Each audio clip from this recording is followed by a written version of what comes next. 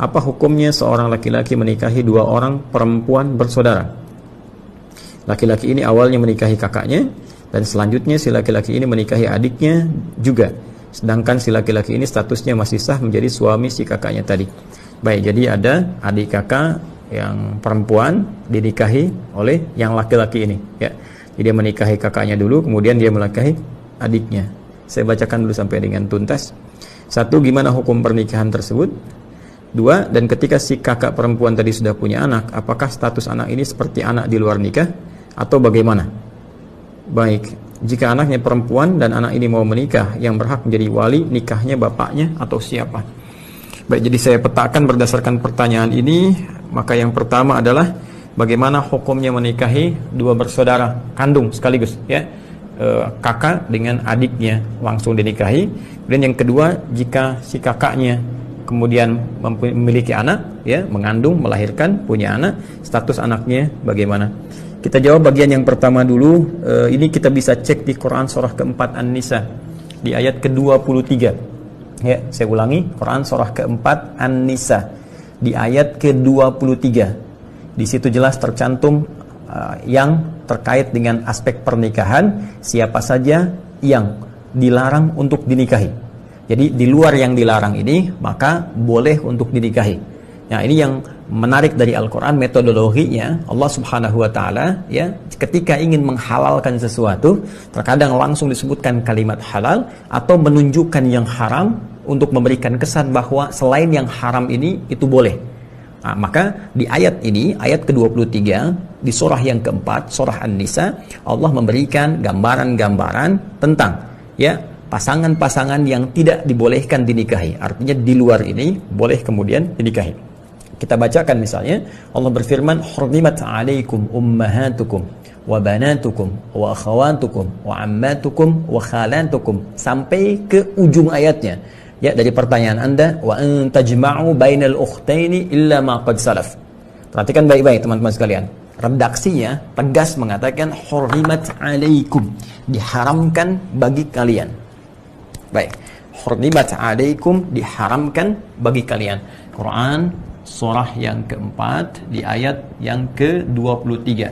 Paling kanan, ya, di pojok mau sampai ke akhir itu, ya. Quran surah keempat An-Nisa, saya tuliskan seperti ini, ayat 23.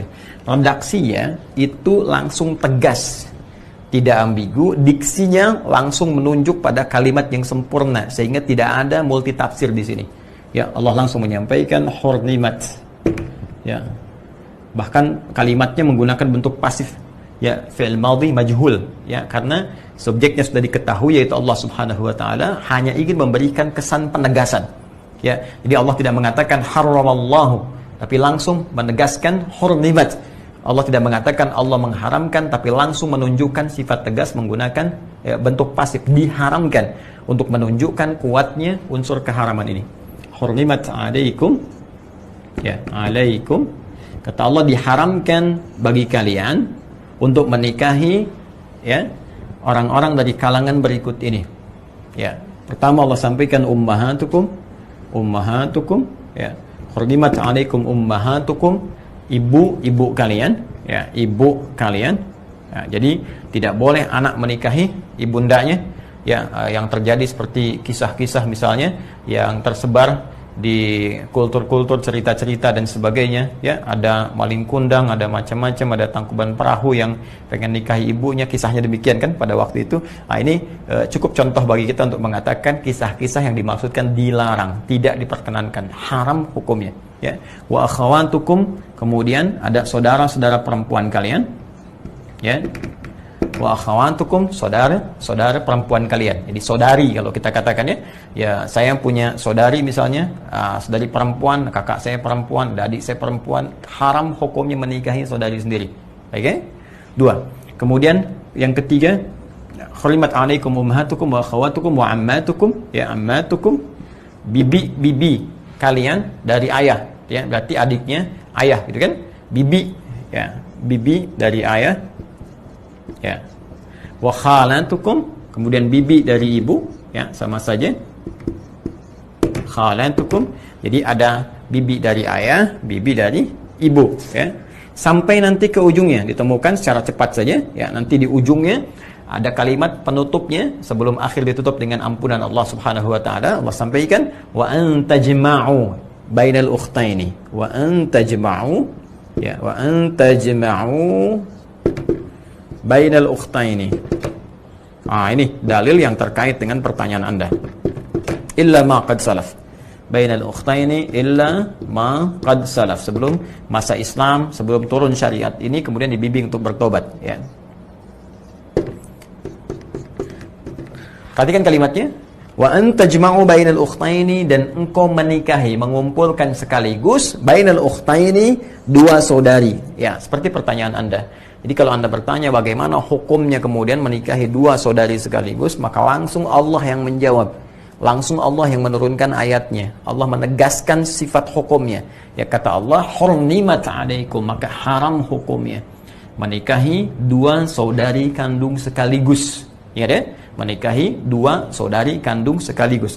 Pertanyaan-pertanyaan yang disampaikan dari jawaban-jawaban yang ditampilkan oleh Al-Quran dulu pernah terjadi. Ada orang nikahi bibinya, nikahi ibunya, nikahi saudarinya dan sebagainya. Ya, maka Quran memberikan penjelasan. Dulu pernah terjadi. Illa ma qad salaf, dulu sebelum ada bimbingan. Ya, sebelum ada risalah datang, ada terjadi kekacauan-kekacauan. Ya, karena itu ada kacaunya nasab. Ya, nasab menjadi semakin tidak jelas. Kemudian dari kacaunya pembagian warisan, berpengaruh kepada genetika juga, gitu kan? Dan sebagainya. Karena itu, karena dampak keburukannya, mafsadatnya ini semakin banyak dan berpotensi melahirkan kekacauan dalam kehidupan, maka datanglah kemudian Islam memberikan solusi. Haram hukumnya. Di luar ini silahkan dinikahi, tapi yang ini tidak diperkenankan. Dahulu pernah terjadi, setelah datang Islam, maka kembalilah kepada Islam, memohon ampunan kepada Allah Subhanahu wa taala, karena Allah memberikan sifat sayangnya luas kepada kita. Karena itu di akhir ayat ditutup dengan sifat Allah Ghafur dan Rahim. Allah memberikan ampunan kepada siapa yang mau mengevaluasi diri, kemudian dia kembali meninggalkan praktek ini dan mendapatkan rahmat Allah Subhanahu wa taala.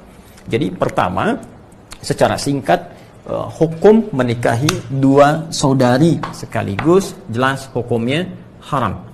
Ya, jelas hukumnya apa? Haram. Artinya haram itu kalau dikerjakan dia berdosa, dan sepanjang hidupnya berdosa kalau dia tidak kembali bertobat kepada Allah Subhanahu wa taala. Nah, sekarang pertanyaannya, kalau dia mau bertobat, dia mau kembali, maka apa yang harus dilakukan? Maka yang harus dilakukan, dia harus pisahkan, harus ceraikan satu di antara dua itu. Ya, dia harus ceraikan satu di antara dua itu. Ingat, ini bukan persoalan cinta ya. Ini persoalan hukum. Ini persoalan hukum Allah Subhanahu wa taala. Kalau persoalan cinta tidak diikat dengan hukum, nanti kebablasan. Ya, tidak ada batasnya nanti. Seorang mencintai ibunya, dia bisa nikahi ibunya. Kenapa kamu nikahi ibumu? Karena aku mencintainya. Ya, nanti anak bisa menikahi bapaknya dan seterusnya.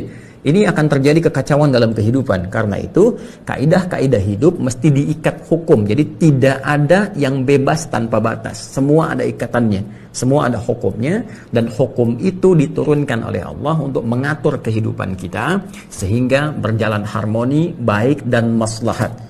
Ingat, kalau ada yang dihalalkan dalam Islam, berarti ada manfaat besar yang bisa kita dapatkan, membantu kita mendapatkan maslahat kehidupan dunia dan mengantarkan kita pada kemuliaan merka akhirat. Jika ada yang diharamkan dalam Islam, bukan ingin memberikan kesulitan atau batasan kepada kita, tapi lebih menjaga kita dari kesulitan-kesulitan kehidupan, kekacauan-kekacauan hidup, dan persoalan-persoalan serius yang menjadi beban ketika pulang menghadap Allah Subhanahu wa taala. Karena itu dalam Islam nanti ada makanan yang diharamkan, ada minuman yang diharamkan, ada perilaku yang diharamkan. Ya, semuanya itu adalah demi menjaga martabat kita dan maslahat kehidupan kita hingga kembali kepada Allah Subhanahu wa taala. Jadi solusinya, Anda harus ceraikan salah satu di antara yang dua ini, pisahkan, ya, pisah berpisah satu di antara dua. Kalau melihat di sini, saya tidak tahu yang adiknya, karena tadi katakan, oh, adik si kakak perempuan tadi sudah punya anak. Ya, saya tidak tahu yang kakaknya. Ya, Anda menikahi kakaknya, kemudian setelah itu ada adiknya, ya, dinikahi juga. Nah, dalam konteks ini si adik kakak tadi sudah punya perempuan, punya anak, ya. Nah, ini saya tidak tahu apakah anak yang ini dihasilkan dari hubungan dengan yang laki-laki ini, ataukah ketika dinikahi sudah ada anak yang lain yang dibawa, gitu kan? Nah, ini statusnya penting untuk dijelaskan pada pertanyaan yang kedua. Jadi yang pertama, haram hukumnya, mesti dipisahkan. Anda pilih, ya, apakah kakaknya atau adiknya. tapi saya sayang keduanya, tidak Suneo, ya tetap pilih salah satu. Ya, jangan suka nengok keduanya, suka nengokin orang, satu, nengok dua. Pilih salah satu, maka dari satu itu Anda tetapkan menjadi pendamping hidup Anda. Ya. Kemudian jika anaknya perempuan dan anak ini mau menikah, oh baik, siapa yang berhak jadi wali nikahnya, bapaknya atau siapa? Ya Anda pisahkan dulu yang tadi. Ya. Jadi kalau Anda bertahan dengan adiknya kemudian menikah, ya walinya Anda, ya Anda ayahnya gitu kan. Tapi kalau misalnya diteruskan tetap hubungan ini, maka selama berhubungan itu jatuh statusnya adalah haram. Ya, statusnya apa? Haram. Jadi sekali lagi pisahkan yang satunya, kemudian bertahan dengan yang satu, dan Anda menjadi wali dari anak itu. Ya, wallahu taala a'lam bis-shawab.